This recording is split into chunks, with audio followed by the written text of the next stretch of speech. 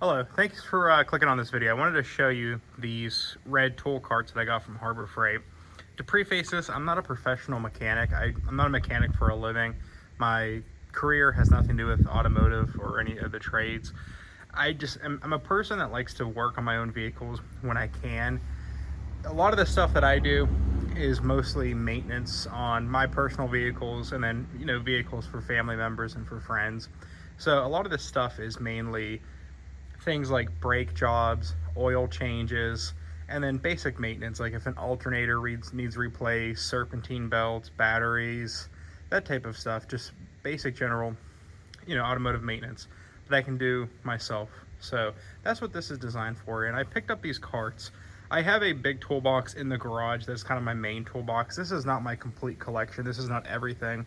What this is I wind up working on these vehicles in the driveway, and I got sick and tired of having to make constant trips from the driveway to the garage to the main toolbox, back and forth.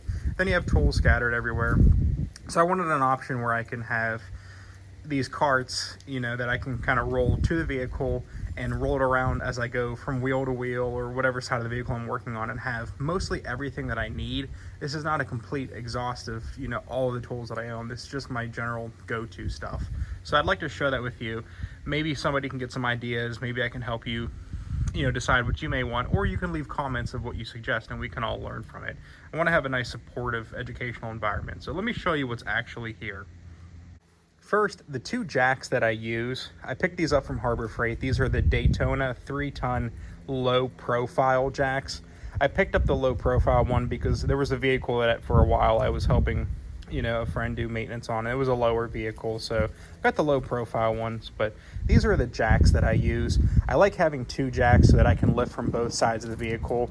Before, when I only had one jack, what I had to do was lift one side, put it on a jack stand, and then go to the other side and lift the other side. It would kind of teeter-totter on the other side on the jack stand.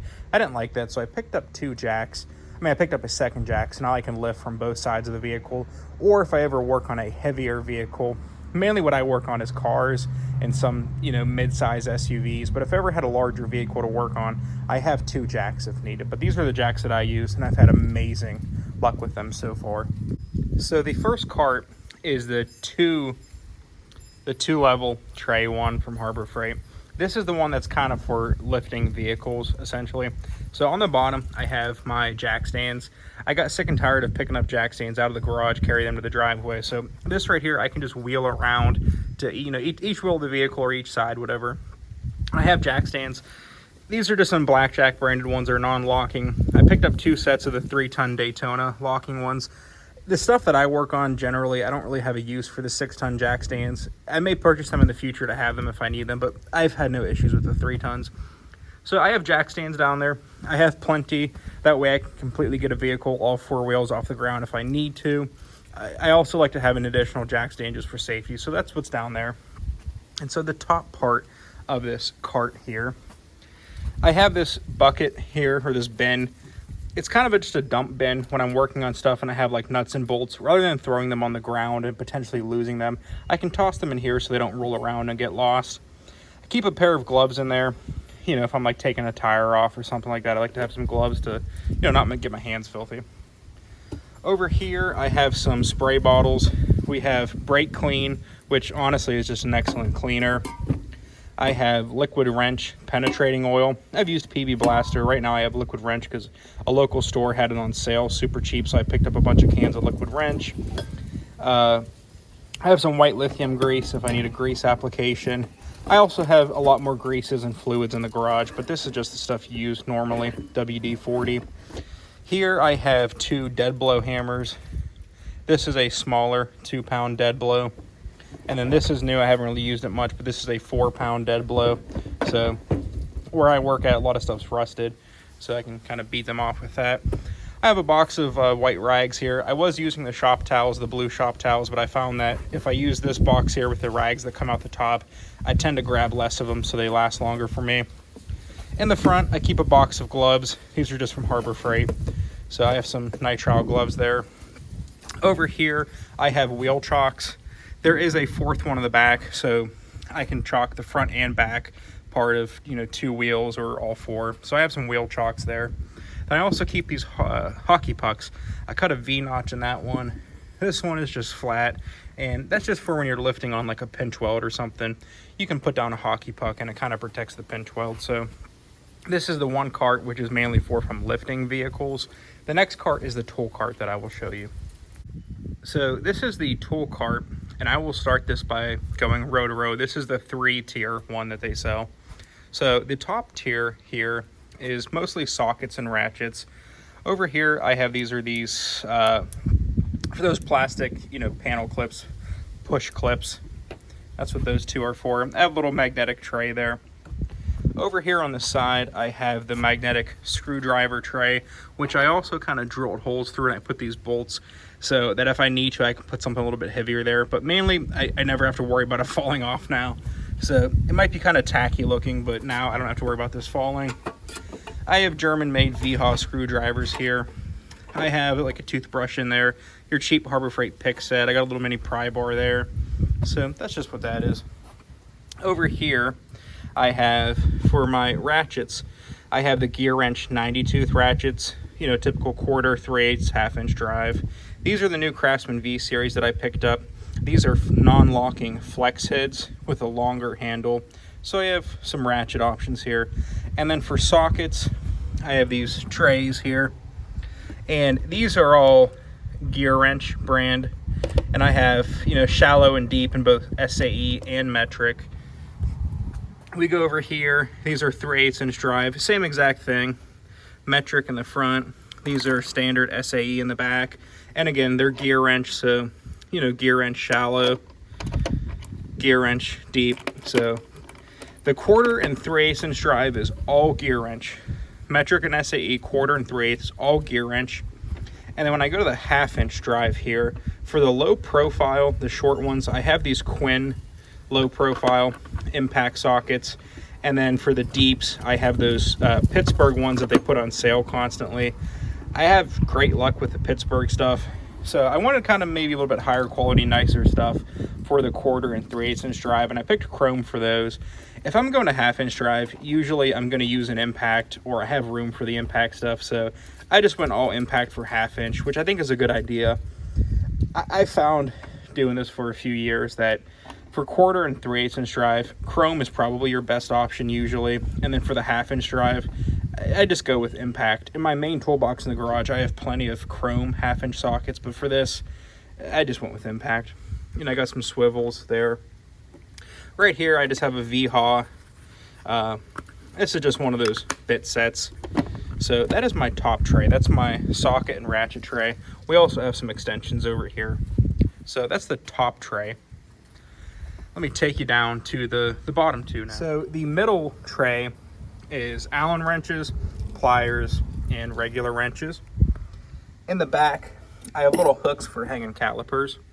For wrenches here, for metric, I have, this is the Craftsman V series, which are the kind of like the Facom or Facom 440 short patterns, kind of similar to Mac Precision Torque. These are Craftsman Overdrive metric.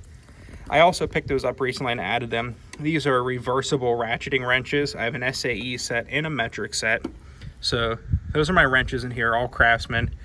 Again, V series overdrive, and then these are the V series ratcheting. For Allen keys here, in the garage, in my main toolbox, I have a bunch of Torx and hex sockets. I hardly ever use them. I got E-Torx, regular Torx, triple square. I almost never touch the stuff, so I just leave those in there. If I need one, I can walk in the garage and get it. It's not a big deal. But, Allen keys and Torx Allen keys. These are my pliers. So I have, these are Knipex Cobras, 87-01250s, genuine Cobras. This is an Icon pliers wrench. This is the Icon Raptor jaw, or Parrot jaw. I have a locking kind of vice grip there. I have a much bigger vice grip collection inside the garage, but I don't actually use them that often. I have Icon needle nose, Icon side cutters, Icon slip joints here. Those are the Icon twin grips. These three here are just hose clamp pliers. They're just Pittsburgh ones. I have a Quinn kind of pistol grip plier, and I picked this up recently and haven't really used it yet, but it's new. But this is the Craftsman. It's the locking. spring clip pliers. So I got that there. So again, pliers and wrenches, that's the middle drawer. And let's look at the bottom. The bottom, I'm kind of kneeling on the ground here.